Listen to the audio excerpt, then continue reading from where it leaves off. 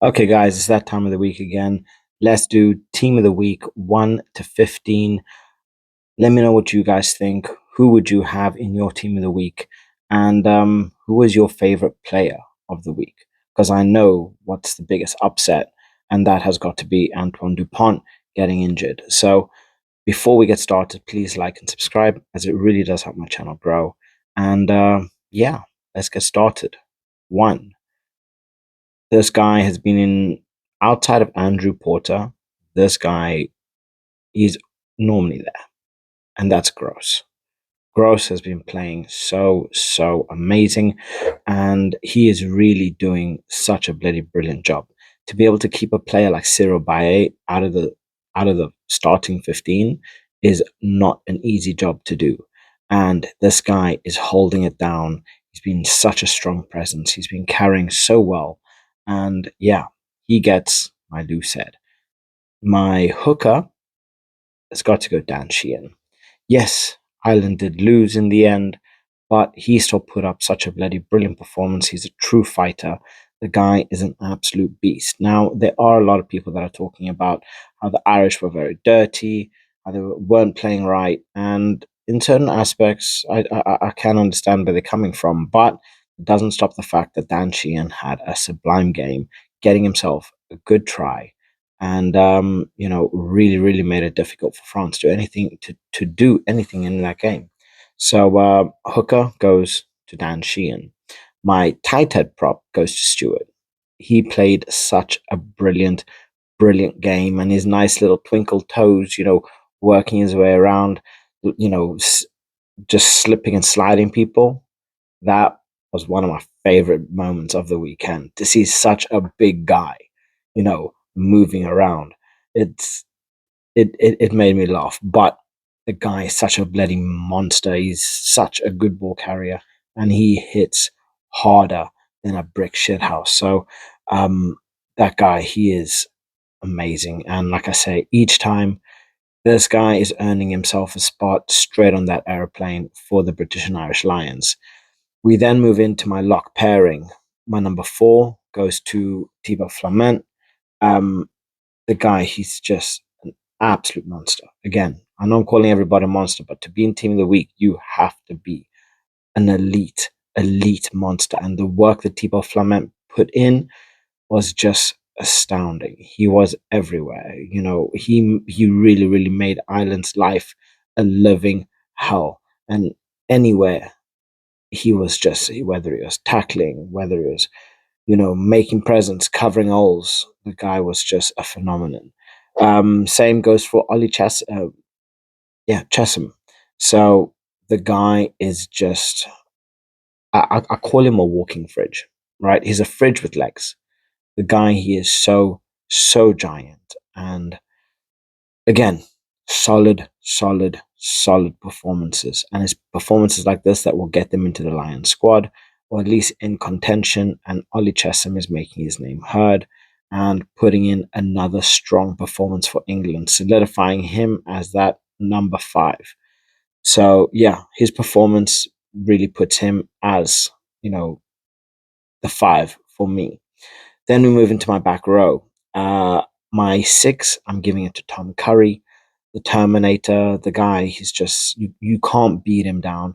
He managed to get himself a nice try. And like I say, the guy is just the Terminator. No matter how much pain or, whatever happens to him, he's back up, he's running at you, he's causing hassle, and, he wants to wear you down. So Tom Curry is just phenomenal. Absolutely phenomenal. He gets my 6. My 7, I give it to Budahan. And if anybody watched that game, um, everybody will see the work rate that Budahan put in. His tackles, his jackling, his presence, just everything was on point from that guy. England could not get around Budahan. They just could not get around him. He was just that annoying pest that was just everywhere. The moment Ireland tried to do anything, Budahan would just pop up and he would just cause damage. And he just kept that pressure on Ireland so much. He's such a good player. Um, and then my number 8, I'm giving that to Falatau. Yes, Wales really struggled, but Falatau again putting in that performances like old. The guy, he's come back from injury. He's showing everybody, look, I still got it. You look at him up and down the park. It was just such a shame that Blair Murray, the well, Falatau's try, which was disallowed with the build up of Blair Murray, was just sublime. Like that would have gone down as the bloody that would have gone down as the try of the year. If that was legal, it would have gone down as the try of the year because like that's something you see in the NFL. That's not something you tend to see very often. And I understand it. I understand the rules. Um, but for a showcase, for a spectacle, what a bloody game that would have been. So yeah, Falatau's just outright performance gets him that number 8 spot. For me, the guy is showing the Falatau of old. I swear it doesn't even look he's not playing his age. So yeah, Falatau, absolute beast. Now comes the difficult part. My number 9. More than likely, it would have ended up being Antoine Dupont, considering that the way that he was playing, bagging himself a try early on, and just really, really putting himself under a lot of, well, putting everybody under a lot of pressure. Um, but ultimately, the performance that Luku gave was just phenomenal. Absolutely, absolutely phenomenal. But now I'm thinking, did Antoine Dupont get that try? Because I know he got through with the try, but then it was ultimately called off because of knock on. I would need to double check that just to be certain. But okay, yeah, I was wrong. The Dupont try was chalked off, and he didn't actually end up getting a try. My brain just went for a second, but yeah, um, the performance that Luku gave when he came on, I think it was around the 28th minute, was just out of this world. He was so fast. His playing was just like he kept that tempo, and he basically showed the way France wanted to play. Right, that that that was exactly how France wanted and needed to play, and he did it bloody well. Luku was just like anything that needed doing. He was just there. He was getting a ridiculous amount of tackles. I think he got like over 30, 40 passes straight up. Um, the guy, he was just such a menace. He controlled tempo. He managed the game as it should be, and he just kept Ireland at bay. He just kept Ireland at bay. They couldn't do anything. The moment he even got close to that ball was out so quickly they didn't even know which way to look. So yeah, Luku at number 9, definite, no two ways. Um, moving on into my 10.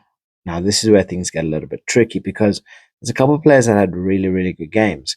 And Prendergast, he had a pretty solid game.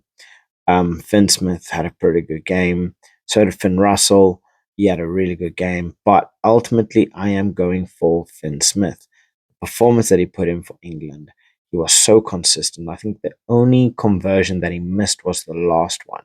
But otherwise, he had such a solid game, really being that general, controlling that attacking play, using his mixed range passing and his kicking ability to the best to the best he possibly can. And yeah, he played his socks off, and he is slowly cementing his place at that certified as that number 10. He's solidifying him to say, look, I deserve this role as your starting 10. So yeah, he makes my 10. Now I don't think there can be any doubt about the number 11 that's on the squad, and that is BLBRA. There's no two ways, no debating it. The guy bagged himself 2 tries, and he was just out of this world. Can anybody stop BLBRA at this moment? I do not think so. his ability to do that grubber kick or, punt, whatever the hell it is, just kicking that into space and then just using his sheer pace to, to destroy anything in his path, ridiculous. And we saw him do it, and we see him do it time and time and time again. And he's still so young. He's got so much to give, and he's only getting better, and he's only getting faster. So this guy, he is going to be one of the most dominant and scary wingers of all time if he continues this way. So definitely a player to watch. BLBRA, Le Beep Beep, Le Road Runner. Keep an eye out for him. Um, and then my number 14, this is where it can get a little bit more tricky because there's a couple of good players that had some solid performances, but honestly, I'm giving my team of the week spot to Darcy Graham. Darcy Graham put in a stellar performance, coming back, especially after that injury, back to his best, making himself a nuisance, running, making space. The guy was in the wing, he was in the midfield, he was everywhere he could possibly be to get his hands on that ball. And he made a living nightmare for anybody that was around him. So, yeah, Darcy Graham gets my 14. In terms of my centers, I have my number 12. I've given that to Mofana because the guy, he was just ever present, heavy running. The guy, his running with the ball, his carrying is so underrated. His tackling is so underrated. And he is putting in such a performance in the Six Nations. It is hard to overlook him right now. The guy is he is the main starting center here. Nobody's taking that away from him if he continues to play the way he does. And again, he just made Ireland's life a living hell. The moment he was getting that ball, he was going in for contact. He was making, meters, and again, a living nightmare. And then at 13, I'm giving that role to Mr. Tom Jordan. Again, 2 tries, played his socks off. He was everywhere. He had like this perfect poacher presence. He knew where to be, how to be, picking up on any single mistakes. And guess what? He picked up on a mistake. And ultimately he made them pay for it. So yeah, Tom Jordan, he's been putting in some pretty good performances of late as well. Today, he really shone. And again, it's another thing to say, look at me, you know, look at what I can do. I want that Lion shirt. And if he continues playing the way he will, well, the way he has been, I can definitely see that in his future. Now, number 15.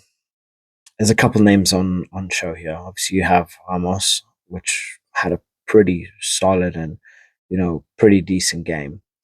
You have Blair Kinghorn, who had a brilliant game, ever present as always, everywhere around the pitch, making things happen.